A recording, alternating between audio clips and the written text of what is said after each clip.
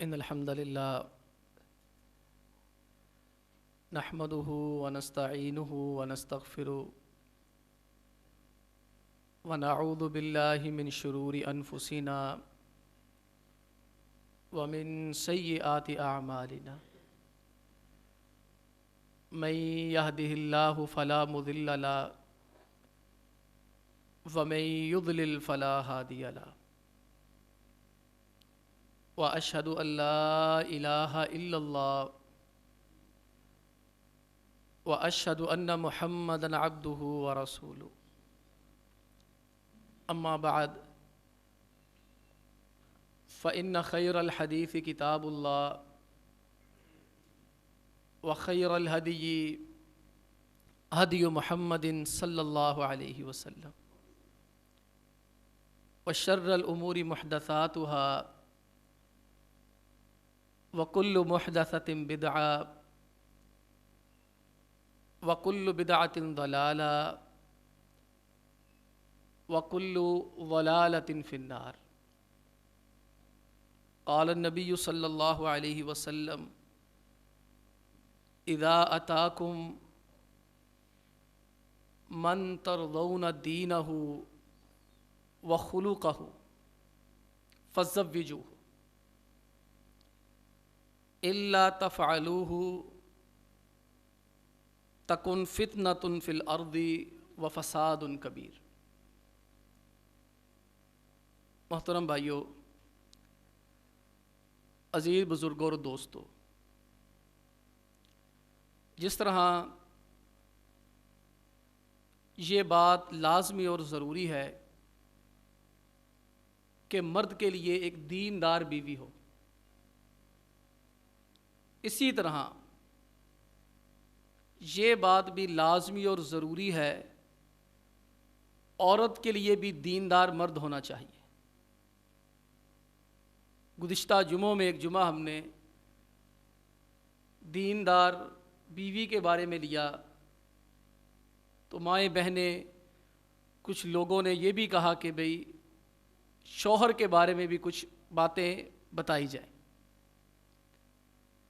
تو پہلی گزارش تو یہ ہے کہ جس طرح عورت کا دیندار ہونا ضروری ہے، اسی طرح مرد کا بھی دیندار ہونا ضروری ہے۔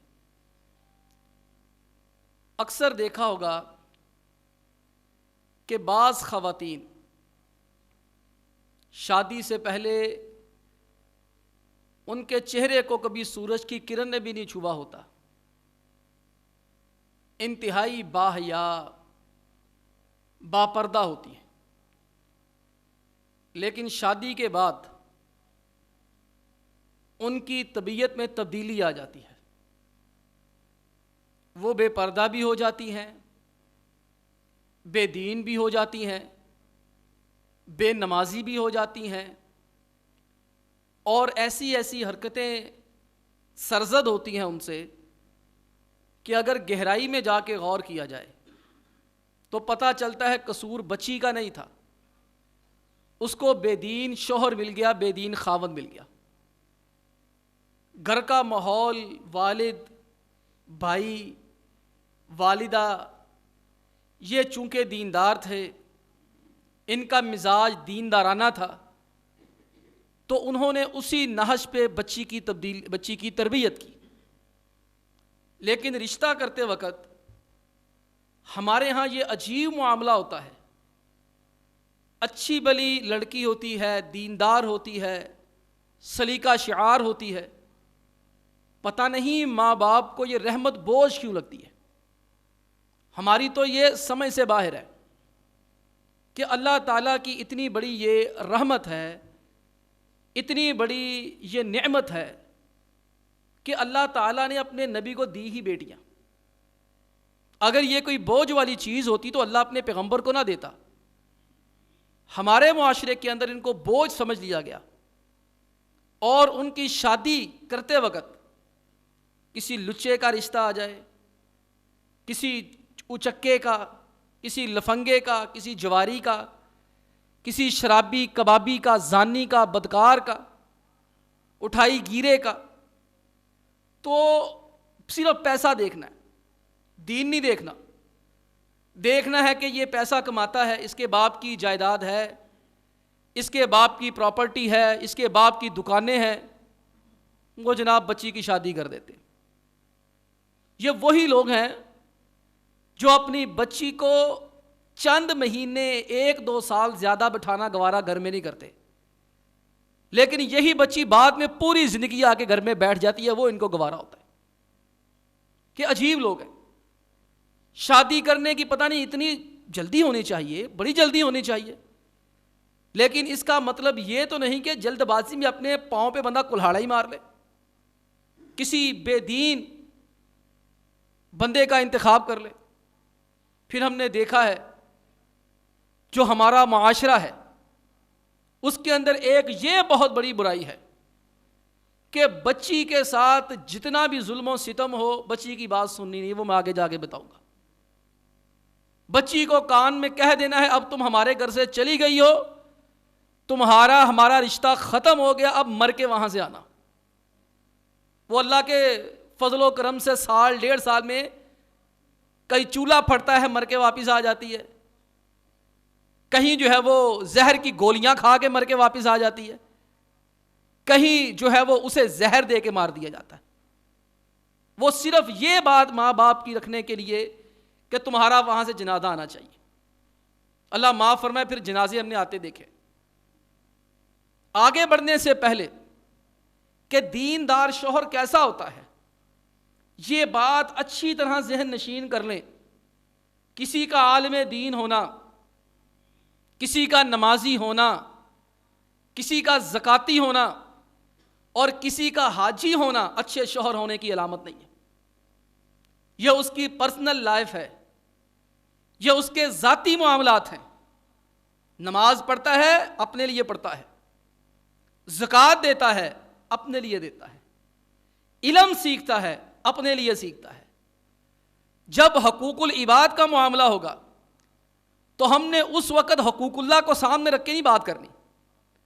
ہم نے یہ نہیں سوچنا یہ نمازی ہے اس کو بیٹی دے دو، صرف یہ نمازی تو پکا ہونا چاہیے نا، وہ تو پکی بات ہے، لیکن صرف یہ کہ نمازی ہے بیٹی دے دو، داڑھی ہے بیٹی دے دو، شلوار ٹخنوں سے اونچی ہے بیٹی دے دو، مدرسے کا پڑھا ہوا ہے بیٹی دے دو، شیخ الحدیث ہے بیٹی دے دو، ایک عالم دین ہے خطیب ہے خوش ہو کے بیٹی دے دو۔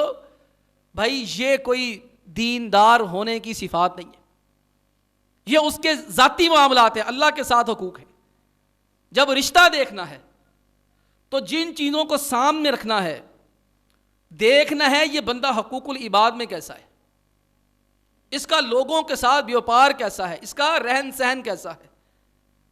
مثال کے طور پر پہلی چیز یہ شوہر کے اندر دیکھی جائے کہ شوہر ذمہ داری نبھانے والا ہے، پیسہ نہیں دیکھنا۔ بعض پیسے والے بھی ہوتے ہیں لیکن جواری ہوتے ہیں، بیوی کا زیور بیچ دیتے ہیں، بیوی اپنے سسرال سے اپنے میکے سے جا جا کے ان کے لیے پیسے لے کے آتی ہے، اپنے بھائیوں سے مانگ رہی ہے، ماں سے مانگ رہی ہے، رو پیٹ رہی ہے۔ یہ اس کے دیندار ہونے کی علامت نہیں ہے۔ پہلی چیز جو دیکھی جائے گی، اللہ فرماتے ہیں رزقہن و کسوتہن بالمعروف، کہ پہلی چیز یہ دیکھو یہ بندہ ذمہ دار ہے۔ ذمہ دار ہونے کی پہلی نشانی یہ ہے یہ بندہ جس طرح کا لباس خود پہنے گا اس کی بیوی بھی ویسا لباس پہنے گی، یا جس طرح کا کھانا خود کھائے گا اس کی بیوی بھی ویسے کھانا خود کھائے گی۔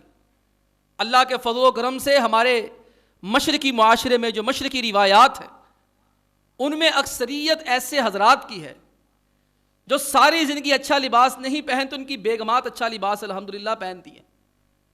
جو ساری زندگی اچھا کھانا نہیں کھاتے لیکن ان کی بیگمات الحمدللہ اچھا کھانا کھاتی، ان کے بچے کھاتے ہیں۔ یہ ہے ذمہ دار مرد۔ اللہ رب العالمین نے تو ذمہ اس کا یہ لگایا تھا کہ جیسے تم نے کھانا ہے ویسے ہی اس کو کھلانا ہے، جس قیمت کا لباس تم نے پہننا ہے ویسا ہی اس نے پہننا ہے۔ تو ایسے مرد کا انتخاب کیا جائے۔ اب یہاں یہ قدرتی طور پر سوال پیدا ہوتا ہے اس لڑکے کے بارے میں کیسے پتا چلے کہ یہ ذمہ دار ہے؟ حضرات اگر اس بچے کے بارے میں پتہ لگانا ہے کہ یہ ذمہ دار ہے، اس کے باپ کو دیکھا جائے اس کا باپ کیسا تھا۔ عام طور پر کہتے ہیں جیسی کوکو ویسے بچے، عام طور پر یہی ہوتا ہے معاشرے میں کہ باپ جن صفات کا حامل ہوتا ہے بیٹے کے اندر لازمی طور پر وہ چیزیں پائی جاتی ہیں۔ ایسی مثالیں ہم دے سکتے ہیں، معاشرے کے اندر ایسی چیزیں مل جاتی ہیں جہاں باپ بہت اچھا ہوگا لیکن بیٹے کے اندر بھی خرابیاں، یہ استثناءات موجود ہیں، یہ ہو جاتا ہے۔ لیکن عمومی طور پر جو دیکھا جائے، بیٹی کا رشتہ کرنے سے پہلے یہ چیز اچھی طرح دیکھ لیں کہ جس بچے کے ساتھ اپنی بیٹی کو بیاہنے لگے ہیں، آیا وہ بندہ، آیا وہ بچہ جو اس کا باپ ہے، وہ کہیں اپنی بیوی کو مارا پیٹا تو نہیں کرتا تھا؟ اخراجات دیا کرتا تھا کہ نہیں دیا کرتا تھا؟ اگر اس کا باپ، اس کا رویہ اپنی بیوی کے ساتھ اچھا، اس کی ماں کے ساتھ اچھا ہے، تو اللہ کی رحمت سے بڑی امید ہے کہ یہ بچہ بھی اپنی بیوی کے ساتھ اچھا سلوکی کرے گا۔ لیکن اگر اس بندے نے ساری زندگی یہی دیکھا ہے کہ ماں باپ کو گالیاں دے رہی ہے، باپ ماں کو گالیاں دے رہا ہے، ہر وقت گھر کے اندر ڈانگ سوٹائی چل رہا ہے، او بھائیو، ایسے بچے کو ہم شریف نہیں، سہما ہوا کہتے ہیں۔ ایسے بچے کو ہم شریف نہیں کہتے، ایسے بچے کو ڈرپوک کہتے ہیں۔ یہ لوگوں کے درمیان جو گلتا ملتا نہیں، اس کی وجہ یہ ہے، یہ مینٹلی طور پر اپسیٹ ہے، اس کی ذہنی اپروچ بہت نیچے ہے۔ لیکن جب اس کی شادی ہو جاتی ہے، اس کی بیوی اس کے باپ اس کے ساتھ ویسے ہی بولتی ہے جیسے اس کی ماں اس کی باپ کے ساتھ بولا کرتی تھی، اور باپ آگے سے ماں بہن کی گالیاں دیتا تھا، یہ بھی آگے سے ماں بہن کی گالیاں دے گا۔ عمر فاروق رضی اللہ تعالی عنہ، ان کی عدالت میں ایک قصہ پیش آ گیا۔ عدالت کے اندر ایک معاملہ آ گیا، باپ نے شکایت کی کہ بیٹے نے مجھے ڈنڈا مار دیا۔ میری ان تمام بزرگوں سے درخواست ہے کہ میری بات کا غصہ نہ کریں۔ اگر آپ بزرگ ہو چکے ہیں اور آپ کے بچے آپ کو گالیاں دیتے ہیں، آپ کے بچے آپ کو برا کہتے ہیں، آپ کے بچے آپ کی آنکھوں میں آنکھیں ڈال کے بات کرتے ہیں، آپ کے بچے خدا نہ خواستہ آپ کے گریبان کو ہاتھ ڈال لیتے ہیں، اور زیادہ سے زیادہ آپ کو کوئی اہمیت اور حیثیت نہیں دیتے، تو ذرا اپنی منجی تھلے سوٹا پھیر کے ویرت اسی بچیاں نہ کی کیتا سے۔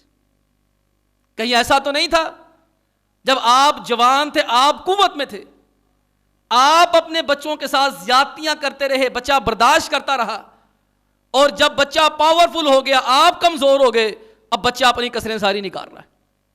وہ انتظار کرتا رہا اپنے وقت کا، جب اس کو وقت مل گیا، اگر بے دین ہوا تو باپ کی ٹھکائی بھی کر دے گا، گالیاں بھی دے دے گا، اگر دیندار ہوگا تو زیادہ سے زیادہ اپنی بوتھی بند کر کے رکھے گا، کہے گا کچھ نہیں، لیکن حیثیت کوئی نہیں دے گا۔ یہاں یہ بات بہت ضروری ہے، انسان کی نفسیات پہ ان چیزوں کا اثر ہوتا ہے۔ اگر خدا نہ خاصہ پتہ چلے کہ اس بچے کا باپ ٹھیک نہیں ہے تو ایسے بچے کہاں رشتہ نہ کریں۔ اللہ کے پیغمبر علیہ الصلوۃ والسلام بیٹھے ہیں، جناب ہند بنت عتبہ رضی اللہ تعالی عنہ مسلمان ہونے کے لیے آ گئے۔ اب یہ جناب ابو سفیان رضی اللہ تعالی عنہ کی زوجہ محترمہ ہے، امیر معاویہ رضی اللہ تعالی عنہ کی والدہ محترمہ ہے۔ بات ہوگی خرچے کی، آپ علیہ الصلوۃ والسلام نے وعدہ لیا، یہ نہیں کرنا، وہ نہیں کرنا، ایسے نہیں کرنا، اور ساتھ ہی آپ علیہ السلام نے ایک وعدہ لیا، چوری نہیں کرنی۔ تو جناب ہند رضی اللہ تعالی عنہ فرمانے لگی، اللہ کے پیغمبر علیہ الصلوۃ والسلام، ان ابا سفیان رجل شحیح، اللہ کے پیغمبر علیہ الصلوۃ والسلام ابو سفیان خرچہ پورا نہیں دیتے، ان کی طبیعت میں کنجوسی کا مادہ زیادہ پایا تھا، اسلام لانے سے پہلے کی بات ہے، بعد میں نہیں، ان کے اندر یہ عنصر پایا جاتا، خرچہ گھر کا پورا نہیں دیتے۔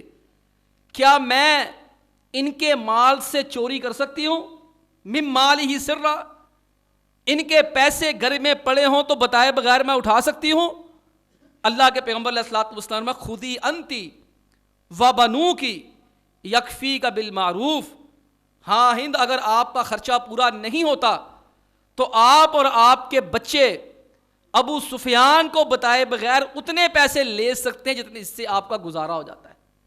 نتیجہ کیا نکلا ابو سفیان کی اس روش کا؟ اللہ کے پیغمبر علیہ الصلوۃ والسلام کے بعد ایک صحابی آئی, کہنے لگی اللہ کے نبی علیہ الصلوۃ والسلام مجھے 2 رشتے آئے ہیں.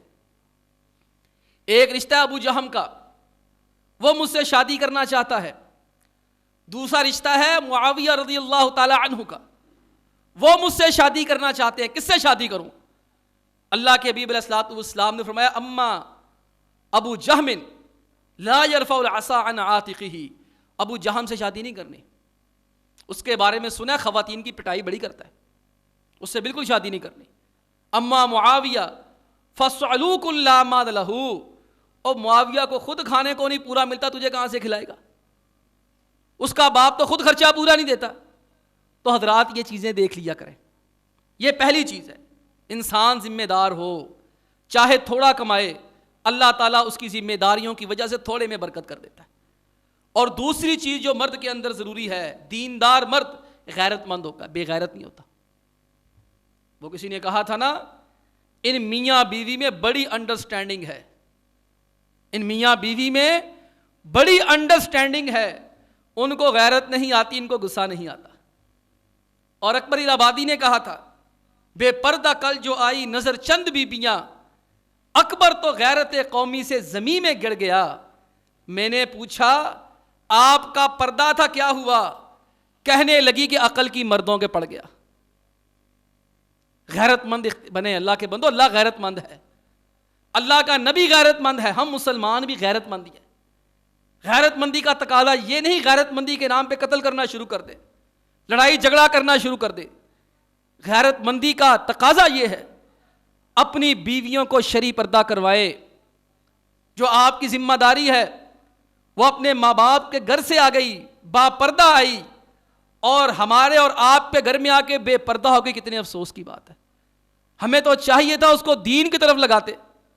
ہم نے رشتہ کرنے سے پہلے دیکھا ہی نہیں, سوچا ہی نہیں کہ یہ لڑکا جو ہے وہ پردہ بھی کرواتا کہ نہیں کرواتا, اس گھر کے اندر پردہ بھی ہوتا ہے کہ نہیں ہوتا.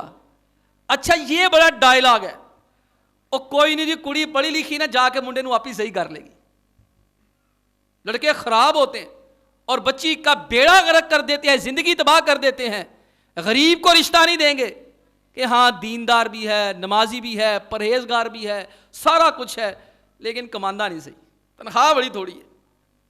ایک دوسرا رشتہ آئے گا بے دین کا, بدکار کا, لچے لفنگے کا, پیسے والے کا, اسے یہ کہہ کے بیٹا دے دے گے کوئی نہیں ویاہ تو بعد اللہ سارے نو ہدایت دے دے گا, اور ویاہ تو بعد سارے صحیح ہو جاندے نے, اللہ ہدایت دے دے گا. اچھا ہدایت دینے کے لیے اللہ اور ہے, رزق دینے کے لیے اللہ اور ہے.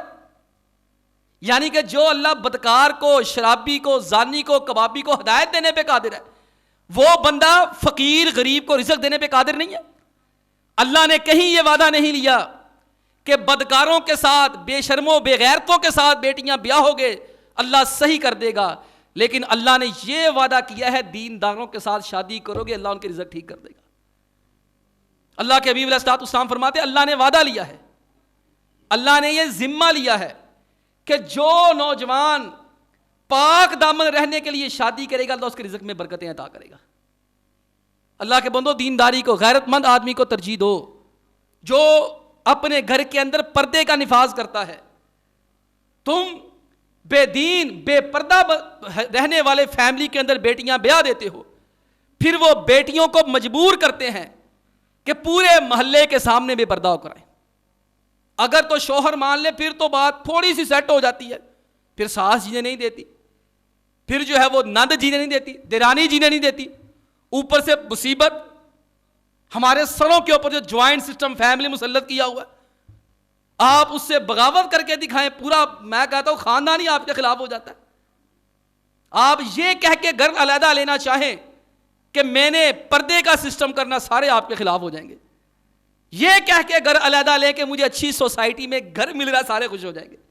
اے منڈا بڑا سمجھدار ہے, چنگا کار لین لگا. اللہ کے بندو غیرت مند بنو. اگر عورت پردہ نہیں کر رہی, اس میں قصور عورت کا نہیں, اس کے بے دین شوہر کا ہے. اس کو غیرت آنی چاہیے, اور جب مرد کے اندر غیرت ہوگی تو لوگ بھی غیرت کرنے پہ مجبور ہو جائیں گے. میں کتنی دفعہ یہ واقعہ سنا چکا. پردے کے احکامات عمر فاروق رضی اللہ تعالی عنہ کے کہنے پہ نازل ہوئے. ان کی غیرت گوارا نہیں کرتی تھی مسلمان بیویاں بے پردہ ہو کر باہر جائیں. عمر فاروق رضی اللہ تعالی عنہ کے کہنے پہ اللہ نے پردے کی آیات نازل فرما دی. وہ معاملہ میں نہیں چھیڑتا, لیکن بندہ غیرت مند ہو, لوگوں کی نگاہیں خود ہی جھک جاتی ہیں. بندے کو پتا ہونا اگر میں نے اس کی بیٹی کی طرف, اس کی بیوی کی طرف, اس کی بہو کی طرف, اس کی بہن کی طرف دیکھا, اس نے میری آنکھیں نکال لینی ہے, یعنی پھڑ کے میرے منہ دے دو مارنی آنے.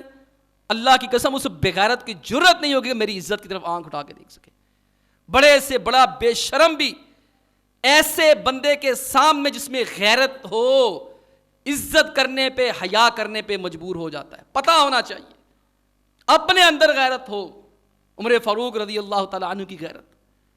اللہ کے حبیب علیہ الصلوۃ والسلام جناب اعلیٰ جنت دیکھنے کے, ایک بڑی پیاری فرمایا جنت کے اندر میں نے ایک جنت کا محل دیکھا, سونے سے بنا ہوا, اس کی دیواریں بھی سونے کی, اس کی اینٹیں بھی سونے کی, اس کے دروازے بھی سونے کے, ہر چیز سونے کی, اور بنا چوکور ہے. میں نے جا کے فرشتے سے پوچھا کس کا محل ہے؟ اس نے کہا راجل من العرب, عرب کی ایک شخصیت کا محل ہے. میں نے کہا میں بھی عربی ہوں, عرب سے آیا ہوں, کس کا محل ہے؟ اس نے کہا راجل من قریش, یہ قریش قبیلہ ہے عرب کا, اس میں ایک بندہ ہے, اس کا محل ہے. آپ علیہ السلام نے فرمایا انا قرشی, میں بھی قریشی ہوں, کس کا محل ہے؟ اس نے کہا راجل من امت محمد صلی اللہ علیہ وسلم, یہ حضرت امت محمدیہ ہے, اس کے اندر ایک شخص ہے, اس کا محل ہے. آپ علیہ السلام, میں نے کہا انا محمد, اور یار محمد صلی اللہ علیہ وسلم تو میں ہوں, یہ کس کا محل ہے؟ اس نے کہا عمر بن الخطاب, حضرت یہ آپ کے عمر فاروق کا محل ہے. اللہ کے حبیب علیہ الصلوۃ والسلام فرماتے اتنا خوبصورت محل, چاند اینٹیں سونے کی, پتھر سونے کے, دیوار سونے کی, دروازے سونے کے, اس کے بالا خانے سونے کے, اس کے شہتیر سونے کے, اس کے ستون سونے کے. فرمایا میں اندر جانے لگا, عمر کی حور بیٹھی نماز کے لیے وضو کر رہی تھی, مجھے عمر کی غیرت یاد آ گئی, میں وہیں سے واپس آ گیا. میں نے کہا میرا عمر غصہ نہ کر جائے کہ پیغمبر اس کی اجازت کے بغیر اس کے محل میں چلا گیا, اس کی بیوی جا کے دیکھ لی. عمر فاروق رو پڑے, انا اغیر منک یا رسول اللہ, اللہ کے پیغمبر علیہ السلام آپ سے کیسی غیرت میں کھا سکتا ہوں. دیکھیں نا غیرت مند آدمی, کتنی غیرت تھی. سیدہ عائشہ رضی اللہ تعالی عنہا فرمایا کرتی تھی کہ جب میرے گھر کے اندر اللہ کے نبی علیہ الصلوۃ والسلام کا انتقال ہوا, دفن ہو گئے, میں آزادانہ اپنے گھر میں آیا جایا کرتی, جیسے خواتین گھر کے اندر آزادانہ گھومتی ہیں, دوپٹہ سر پہ نہیں لیا, جو ہے وہ بدن پہ صحیح طرح نہ لیا, کیونکہ وہاں تو پردے کا تصور کوئی نہیں شوہر کے سامنے. میں نے کہا نا زوجی, میرے شوہر نامداری ہیں. کہتے پھر اس کے بعد ابوبکر صدیق رضی اللہ تعالی عنہ دفن ہو گئے, میں نے وہی روٹین رکھی. میں نے کہا نا زوجی و ابی, ایک میرا شوہر ہے, دوسرا میرا باپ ہے. لیکن فرماتے جب عمر رضی اللہ تعالی عنہ میرے حجرے میں دفن ہو گئے, میں جب بھی اپنے گھر کے اندر کی سخت پردہ کر کے گئی, عمر کی قبر کے پاس جب گئی سخت پردہ کیا. لوگوں نے پوچھا کس لیے؟ فرمانے لگی حیاء من عمر, مجھے ڈر لگتا تھا عمر قبر میں میری بے پردگی کا غصہ نہ کر جائے. مجھے عمر کی اتنی حیا آتی تھی. اور آج ہم دیکھیں ہماری حیاؤں کے, ہماری غیرتوں کے جنازے کیسے نکل گئے ہیں. اتنے جنازے نکل گئے ہیں کہ خطیب منبر پر یہ مسئلہ ہی بیان نہیں کرتا. میرا بھی قصور ہے, میں بتاؤں گا تو آپ کو پتا چلے گا نا. کبھی کسی منبر پہ ایسی صدائیں سنی ہوں نا جیسی میں لگاتا ہوں تو مجھے آ کے ضرور بتانا. میں ایسے بندے کے جا کے نا ہاتھ چوم لوں گا, پاؤں دباؤں گا جا کے, اللہ نے تجھے جرت دی ہوئی ہے. اللہ کے پیغمبر علیہ الصلوۃ والسلام نے فرمایا 3 طرح کے لوگ ہیں جو جنت میں نہیں جا سکتے. ان میں سے فرمایا ایک بے غیرت دیوس بھی ہے. فرمایا ایک دیوس جنت میں نہیں جا سکتا. دیوس کون ہے؟ فرمایا دیوس وہ ہے جس کی بیوی, جس کی ماں, جس کی بہن, جس کی بیٹی اس کے سامنے بے پردہ گھومے, اسے غیرت نہ آئے. ہم کہاں پہ کھڑے ہیں؟ قوم کہاں پہ کھڑی ہے؟ اللہ کے بندو, یہ صرف مذہبی طبقے کا فرض نہیں بنتا کہ وہ ایسا کرے, ہمارا بھی فرض بنتا ہے. ہم پیار سے, محبت سے, اس طرح سے پیار سے رشتے کریں. اور رشتہ کرنا ہو بیٹی کا، باتیں تو بڑی ہیں، اس بندے کے ساتھ رشتہ کرنا ہے جس کا باپ اپنی بیوی کو مارتا نہ ہو۔ میں نے پہلے بھی یہ بات کہہ دی ہے، لیکن دوبارہ یہ بات اس لیے کہہ رہا ہوں تاکہ اس کی ذرا تسلی ہو جائے، اور احباب سے یہ گزارش کروں گا، اگر آپ کی بیٹیاں صحیح ہوں، آپ کی بہن ٹھیک ہو، اس کے سر پہ ہاتھ رکھنا ہے، اس کو لاوارث نہیں چھوڑنا، ایسا بالکل نہیں کرنا کسی جانور کے ساتھ بیاہ دی، پنجابی کے نا بڈھی بدماش۔ میں ایسے لوگوں کی محفل عشرت سے دور رہتا ہوں جو جلا کر آشیاں اپنا لوگوں کے گھر آباد کرتے، کہ باہر بڑا ہنسوڑ ہے، باہر بڑا کھیلتا کودتا ہے، اس کے لطیفے ختم نہیں ہوتے، باہر بڑا مزاح نگار ہے، بڑا ابن بطوطہ بنا پھرتا ہے، بڑا مشتاق یوسفی بنا پھرتا ہے، بڑا ابن انشاء ہے، بڑے اس کو لطیفے آتے ہیں، لیکن گھر کے اندر جاتے اس کے منہ پہ 12 بج جاتے ہیں۔ گھر کے اندر جانے کا وقت ہوتا ہے، گھر کے اندر مصیبت پڑ جاتی ہے، مصیبت آنے والی ہے، گھر کے اندر بچوں کو ٹینشن پڑ جاتی ہے، گنڈا گرمی آنے والے، باپ ہے کہ گنڈا ہے یہ؟ پھر یہ کہتے بڈھے والے کہتے پتہ کی بچے ساڑا دھیان نہیں رکھ دے، اور تو جو کاٹی ہے فصل، بوئی ہے فصل، وہی کاٹ رہا ہے، شکر کر تجھے سنبھال رہے ہیں۔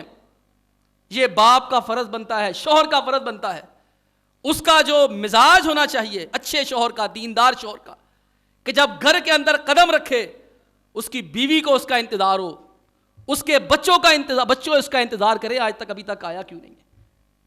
پھر حضرات، اگر خدا نہ خواستہ بیٹی کو، خدا نہ خواستہ بیوی کو، بہن کو خدا نہ خواستہ، پھر میں کہوں گا اللہ نہ کرے ایسا شوہر مل جائے، تو پھر بیٹیوں کو لاوارث نہیں چھوڑنا، ان کے سر پہ ہاتھ رکھنا ہے، اور ایسے خناس سے جتنی جلدی ہو سکے اپنی بیٹی کی جان چھڑوانی ہے۔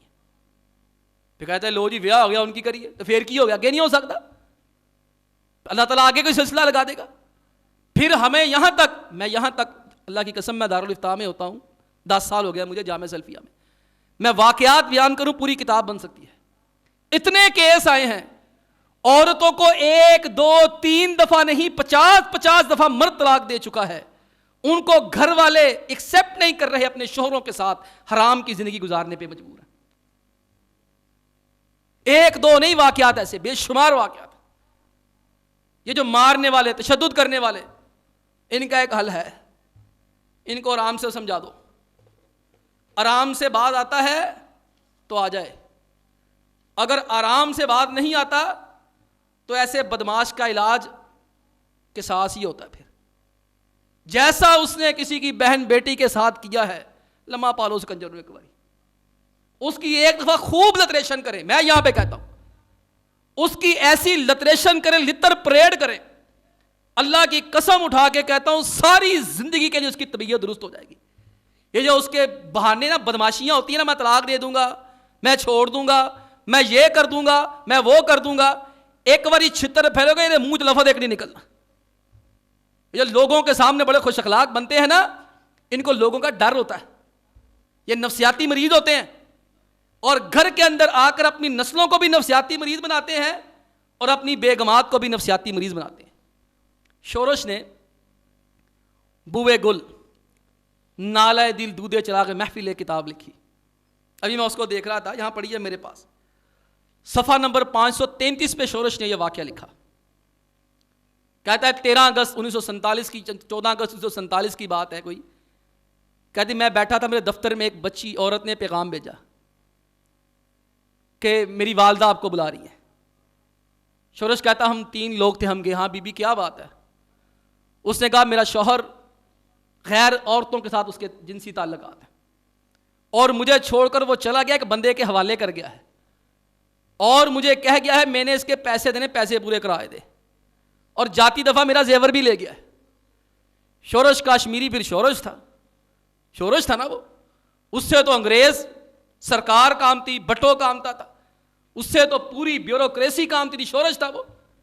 اس کی پڑھے موت سے واپسی، آپ کی آنکھیں کھل جائیں، اس کی ساری کتابیں پڑھے، بندہ تو یہ دلیر ہوتا ہے۔ اس بندے نے کہا بی بی مسئلہ ہی کوئی نہیں، جب تمہارا شوہر آئے نا ہمیں ایک دفعہ بتا دینا، پھر ہم جانے اور وہ جانے۔ شورش کہتا ہے جب وہ آیا، ہم 3 بندے تھے، ہم نے اس کو اپنے دفتر میں بلا لیا، ہنٹر ہمارے پاس پڑا ہوا تھا، اس کو پیار سے سمجھایا میاں بعد آ جاؤ، یہ تمہاری بیوی ہے، تمہاری بچی کی ماں ہے، تم اس کے ذمہ دار ہو، اس کے ساتھ ظلم و زیادتی نہ کرو، بے غیرت نہ بنو۔ تسی کون ہوندے ہو ویکھنا گا تانوں میں۔ اب وہ شورش تھا جس کے جو ہے وہ تھپڑ کھانے کو ہی آسان تھے، بھلا آدمی تھا، کہتا ہم نے کنڈی لگائی، لمبا کندھا پا لیا، پھر کہتا وہ اس کی چھترول کی پاؤں پکڑ رہا ہے، ہاتھ جوڑ رہا ہے، معافیاں مانگ رہا ہے، تیری بغیرتا ٹھہر جائے کوئی، ہوں تسلی کر لیتے۔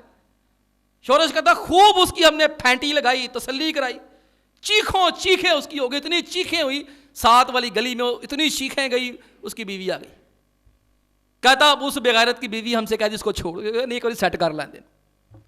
شورش کہتا ہم نے پھر اس سے قرآن منگوایا، قسمیں لی، بیوی کے پاؤں پکڑوائے، اور ہم نے کہا یہ آج کے بعد میری بہن ہے، اگر تمہاری طرف سے دوبارہ شکایت آئی تمہاری ٹانگیں توڑ دینی ہے۔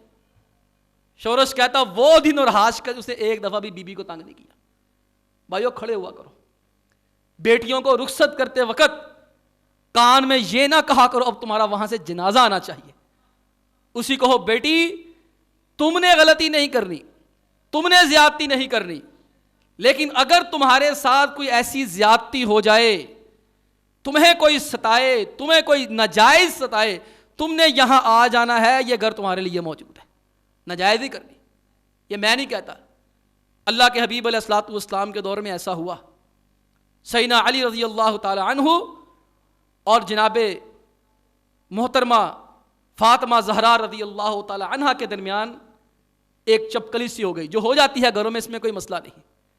اللہ کے حبیب علیہ الصلوۃ والسلام کے گھر میں سیدہ فاطمہ روتی ہوئی آئی کہ ابو جی کہ علی نے ابو جہل کی بیٹی سے شادی کرنے کا فیصلہ کر لیا۔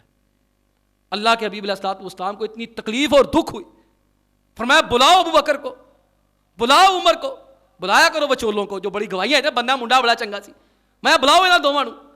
یہ کہتے تھے بیٹی یہاں بیاہ دو، میری بیٹی کو خوش رکھے گا۔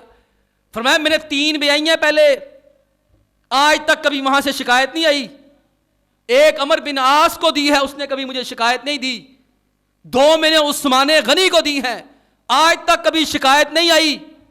یہ اچھا داماد تلاش کر کے دیا ہے، میری بیٹی کو ستا رہا ہے۔ میں حلال کو حرام نہیں، حرام کو حلال نہیں کرتا، لیکن اللہ کے دشمن کی بیٹی اور اللہ کے نبی کی بیٹی ایک گھر میں جمع نہیں ہو سکتی۔ میری بیٹی کیا سوچے گی جب ابو جہل کی بیٹی سامنے آئے گی، یہ اسی بندے کی بیٹی ہے جو میرے منہ پہ تھپڑ مارا کرتا تھا، جو میرے باپ کو ستایا کرتا تھا۔ میں علی بات سنیں، اگر تو آپ میری بیٹی کو خوش رکھ سکتے ہیں ٹھیک ہے، ورنہ میری بیٹی کو طلاق دے، میں اس کو گھر لے کے چلا جاتا ہوں۔ یہاں کسی کی گستاخی نہیں ہے، صرف ایک سمجھانا مقصد ہے۔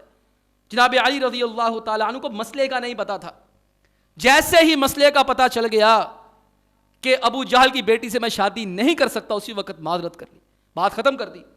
بلکہ اتنی وفاداری کی جناب علی مرتضیٰ نے سیدہ فاطمہ کا اتنا خیال رکھا، اتنا لحاظ رکھا کہ سیدہ عائشہ فاطمہ کی زندگی میں کسی اور عورت سے شادی بالکل نہیں کی، جب تک وہ زندہ رہی سوتن لے کے نہیں آئے۔ اس لیے ان چیزوں کا خیال کریں، بیٹیوں کو تحفظ دیں، اپنے بچیوں کے لیے دیندار رشتے تلاش کریں، دیندار شوہر تلاش کریں۔ اللہ سے دعا ہے اگر ہمارے اندر کوئی کمی، اللہ ہماری اصلاح فرمائے۔ وآخر دعوانا الحمد للہ رب العالمین۔